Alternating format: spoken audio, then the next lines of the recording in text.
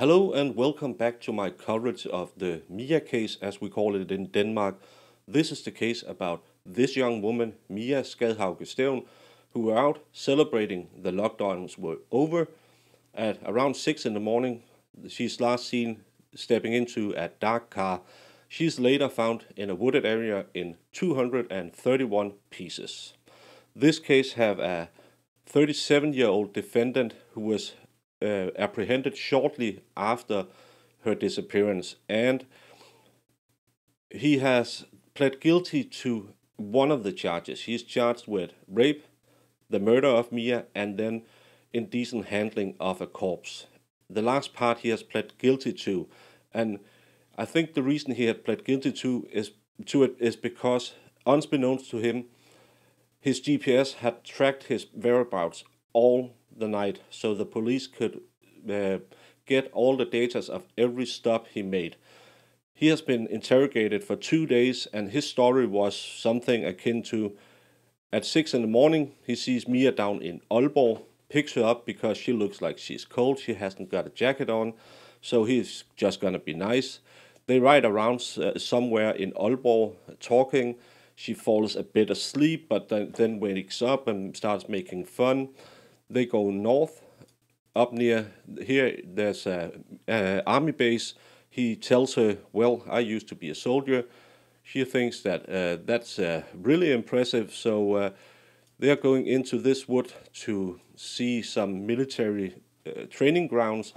And in this wood, she starts to give him a hand job and is very flirty and really keen to take the next step. So they ride around a bit more, find a spot where they could have sex underneath some pine trees.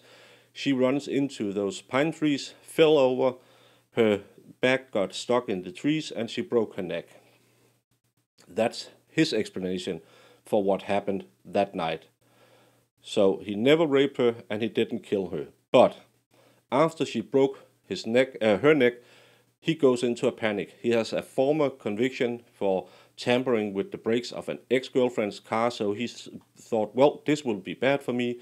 Should I just drop her off at a bus stop so someone else can find her? But oh no, it could be bad for me.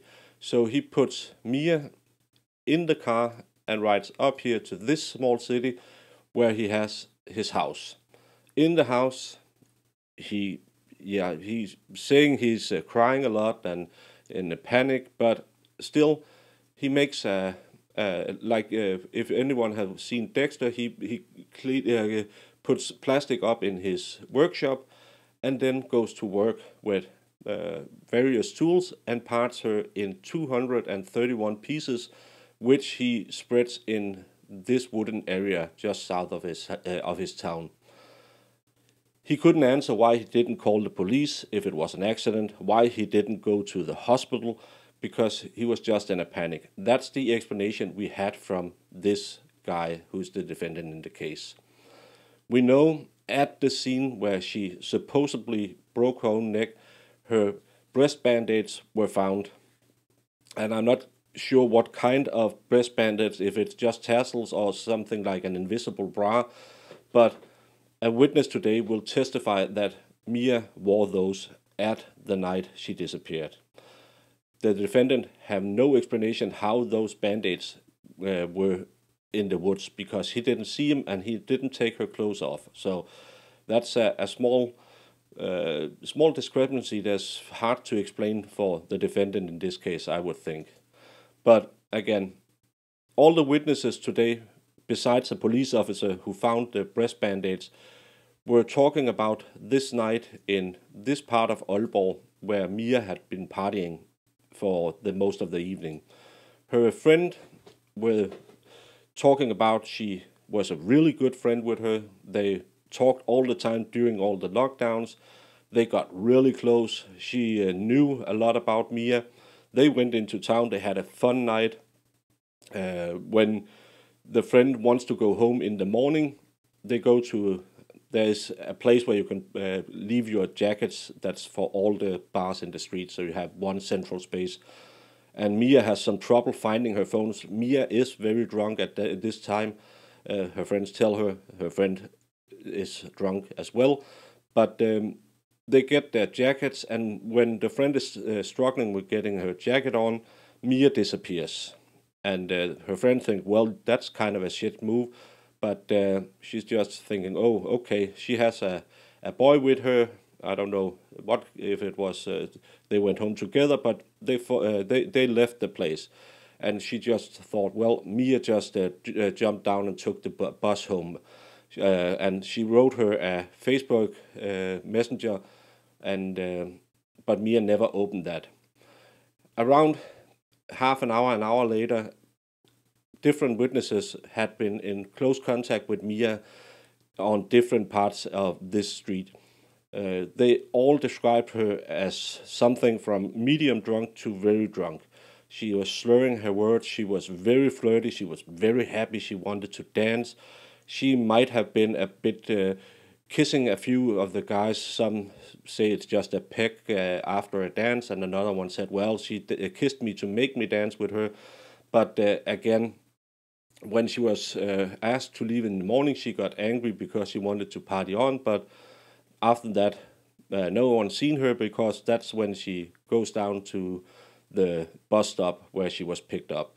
But again, the story all these witnesses told was a happy Mia, a Mia who were drunk. She didn't seem to have been drugged or anything, but just a happy drunk, maybe a very drunk, flirty girl who had a good night on the town. The last witness were her boyfriend. He was not with her out on the town. He lives in a different part of Denmark. He said, yeah, well, he knew about Mia being kind of flirty, but they had their ground rules down, so he wasn't worried. And she had written him in the morning or the afternoon before going to her friend's house to go out into the town, and everything seemed fine. She had sent several social media and Snapchats messages during the night, and as he said, well, it was just drunk Mia, because they tried to read some in court and it wasn't even Danish. It was just drunk texting. So he just thought, well, she had a good time out, and of course he never saw her again. But those were the witnesses who were brought in court today. Everybody said she was flirty, yes. She was drunk, yes, but nothing out of the ordinary. There were some talks about Mia getting blackouts. The boyfriend confirmed that she could get blackouts and hide from them when she was really drunk, but those normally lasted for about an hour, and then she would be back to normal. But only eyewitnesses who saw her at that morning, and then the police officer whose dog found her breast bandage. So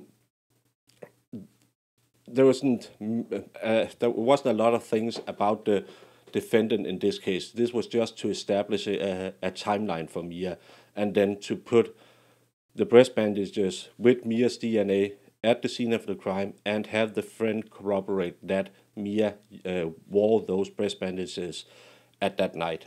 But that was day 3 in the Mia case. It starts up again Monday, and I will be covering it, and I hope you follow it. Thank you for watching.